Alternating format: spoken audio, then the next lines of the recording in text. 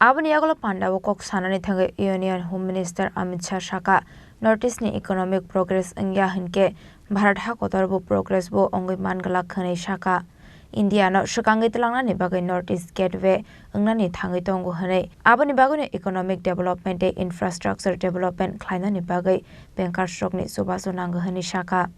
Northeast को मोदी जी ने emotional economy और इकोलॉजी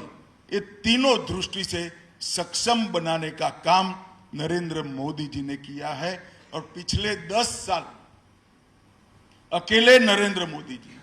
65 बार नॉर्थ ईस्ट में आए हैं और 10 साल में 700 से ज्यादा सेंट्रल मिनिस्टर ने नॉर्थ ईस्ट के अंदर अपनी रात बिताई है। ये बताता है कि भारत सरकार का फोकस क्या है। मित्रों, बैंकिंग के अंदर भारत में ढेर सारे रिवॉल्यूशन 10 साल के अंदर आए। सफल इंसॉल्वेंसी कानून बनाया, मुद्रा लोन, स्वनिधि लोन और 10 वर्ष में 10 लाख करोड़ की बेड रिकवरी को पूरा करने का काम भारत की बैंकों ने किया है। 10 पब्लिक सेक्टर बैंक का 4 पब्लिक सेक्टर बैंक में विलय हमने किया और लगभग जो हमारे पब्लिक सेक्टर बैंक घाटा करते थे 23-24 में 1.5 लाख करोड़ का मुनाफा हमारे पब्लिक सेक्टर बैंक ने किया है और एनपीए 2.8% से नीचे पहुंचा। ये सब तो हो गया, बैंक सक्षम हो गए। अब मेरा मूल सवाल है, जो सक्षम है उसने रिस्क उठाकर फ्यूचर बिजनेस के लिए इन्वेस्ट करना चाहिए या नहीं करना चाहिए।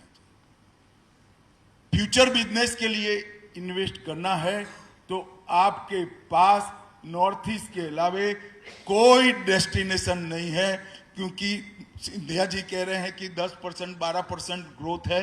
मैं फ्यूचरिस्टिक दृष्टि से कहने वाला हूं, अगले 10 साल तक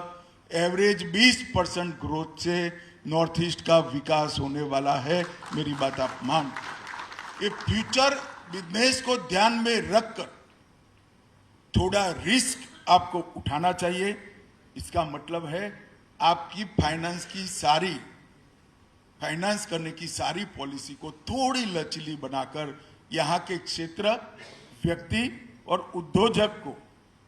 एक अच्छा पैकेज देकर आगे बढ़ाना चाहिए। Aba haikino ashala kok sanani thange Union Home Minister Amit Shah Dev Shaka hakotoni Montri Bokrok Narendra Modi ni naikol mungo bishishakangni North East bai tabungni North East ni bishingo ferlai mungnuk jaka hanai